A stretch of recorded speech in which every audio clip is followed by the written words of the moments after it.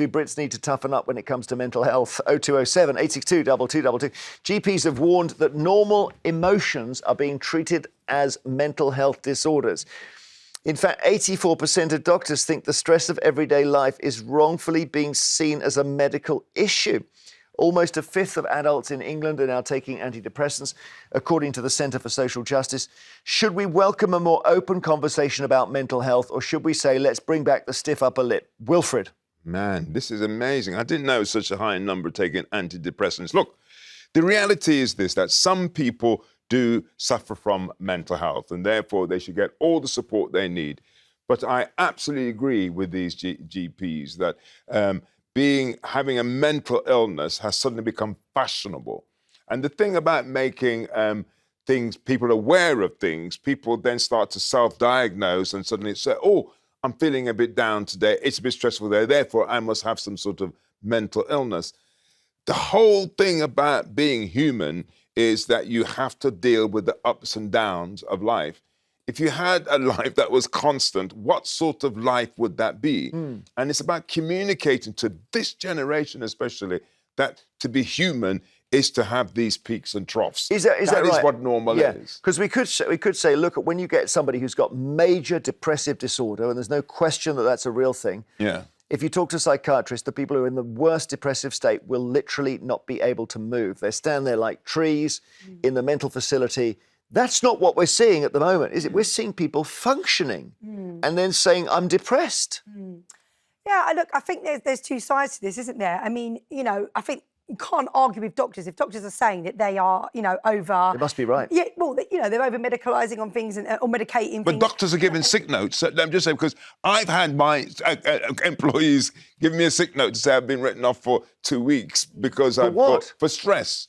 2 weeks written off for stress. I mean, that has happened to me. But stress isn't an illness. Stress is... The doctor, you know, as an employer, then they give you a sick note and you can't object to that. And it says for stress and anxiety. So doctors are to blame as well. Sorry for butting in. Okay. No, that's okay. You're definitely butting. It's all good. You know, and the fact is, look, there's always going to be a percentage of people that are going to abuse this, that maybe are being a bit lazy or whatever. You know, there's always going to be that percentage. But, you know, I've worked in schools with kids that are self-harming, that have, you know, suicidal thoughts, eating disorders. There is no debate that there has been a rise in that over the last 10 to 15 years. Has there? Or was it that because when I was in school, there were 600 people in my school and no one was depressed, right, in the 70s and 80s? Well, they might have been the main lodges. Well, they weren't hospitalised and they didn't take their own life. So those are two examples of what depression does. So maybe the 80s or the 70s was better. We were just coming off the back of 2 world wars. Probably not. I can't work it out. What's changed? No, I think, look, I was talking about my grandma before, that, you know, she was as tough as nails in many ways. She went through the war, you know, she talked about hiding under a table and, you know, whatever. But do you know what? She worked with, volunteered, you know, she's the vicar's wife, with vulnerable people, and she would never say to them, oh, you toughen up. And this is the thing, there are two things going on. There are people that maybe do abuse the system. Of course, there is that going on. And probably we do need to think about the fact that too much awareness is maybe making people feel like be a bit paranoid. However, we have to be careful about how we approach this, because if we start saying to people, toughen up, you're self-harming, toughen up, you've got an eating disorder, that's not going to solve it. Let me show you something here, just because I was giving this to my daughter's at university, and I thought I'll send her a couple of old photos which I discovered, right? And this kind of sums it up, what you're saying, Suzy. Now, these are photos from World War II. Just take a look. So what have we got there? We've got a milkman who's delivering milk after the whole area of London that he's in has been flattened. We've then got this beautiful bride who's coming out of a house that's been bombed to go to her wedding. Well, I mean, we've got to, I suppose, we've got to wonder if they were just made of different timber. Wilfred, well, I don't know whether... Were they? I think there's been a cultural shift in society, that people are far more inward-looking rather than outward-looking. But you would not get that milkman now. You wouldn't get that, would you?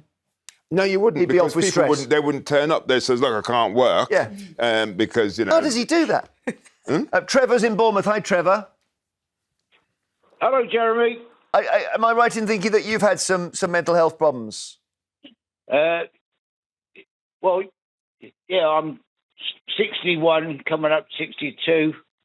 Yeah, yes, I'm actually diagnosed with PTSD and borderline personality disorders. I've served in the military. I was abused as a child and all that sort of rubbish. I'm sorry. But yeah, going back to the original question, I do think that probably the younger generation, 20, 30s and 40-year-old people, I do actually believe that they kind of play on it a little bit. Do you know what I mean? Well, but Suzy's giving us a description of, genuine need among young people in schools. And, there's no question, if they're self-harming, there must be something going wrong, mustn't there? Well, I mean, I'm actually registered as a self-harmer. I mean, like I said, I'm almost 62 and I still self-harm because I don't like who I am. But I think when stuff happens to you as a very small child, I think that's very hard to break away from as an adult, isn't it? Well, I'm kind of obviously I'm a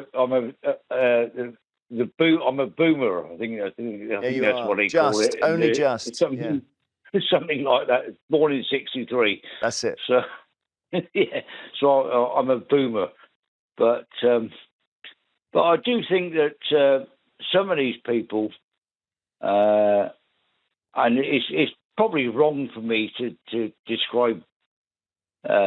I don't know, but I kind of don't understand these people who say, "Well, I can't do anything because I'm stressed. My anxiety levels are this and that and everything else." I don't quite get that. All right. It's get up and go to work.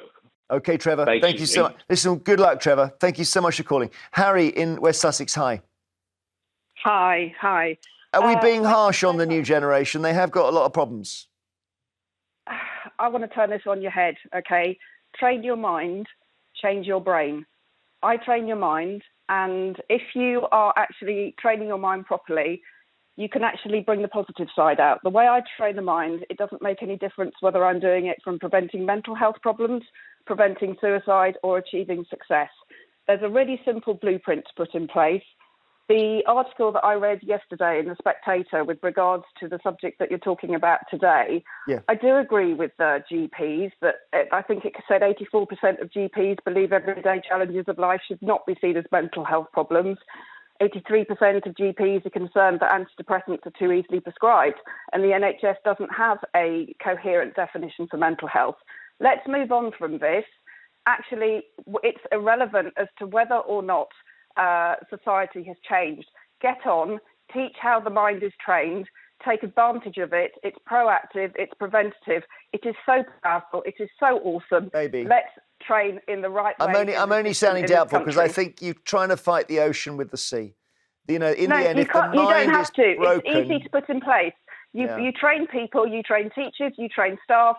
All qualifications in this industry in this country at the moment for mental health are reactive. Let's put some qualifications in this country for proactive and preventative. All right, it doesn't take long. Totally. Thank you, Harry. Interesting to hear that. I don't know whether... Well, it's quite interesting about trying to teach people how to live life and what living life actually means. I think there may be some confusion amongst the younger generation of what does living mean? This thing about you say to people what you want, I want to be happy. A constant stage to happiness is not good. Happiness only works because you have the ups and downs in life. And I just think it's this reconditioning that... Probably going to spend more time listening to old people as a young person. Yes. I think there was also something to be said, isn't there? The social media generation and this whole thing of like, footballers and we all aspire to be this in their easy lives and whatever. And actually, I think there is something to be said about teaching young people that actually there is good in difficulty and there is strength to be built in that. And obviously that World War II generation, there was something about it, we're all in it together. Yes. And one of the things I think we have lost is community service. So I was brought up as a kid volunteering in my youth club from like 11 years old. Yeah. And there's something about giving back. So interesting, yeah. Peter's in Wolverhampton. Hi, Peter. Are we overdiagnosing depression in the young? No, I think this whole field of depression needs reviewing seriously because on the one hand, when I was younger, I was told it was genetic and biochemical and I couldn't do anything about it. Now I'm being told it's to do with stress. And then on the other hand, the government's saying, well, you're making it up, so get back to work. So the whole field, I think, needs reviewing. What do you, so you've suffered, as I think you probably told me before. Do you believe your suffering, if it's a chemical state, you can cure it with a chemical, with a pill, surely, or not?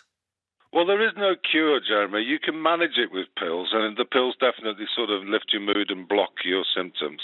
But it's no good saying to young people you're just making it up. The whole field is now in chaos, I think.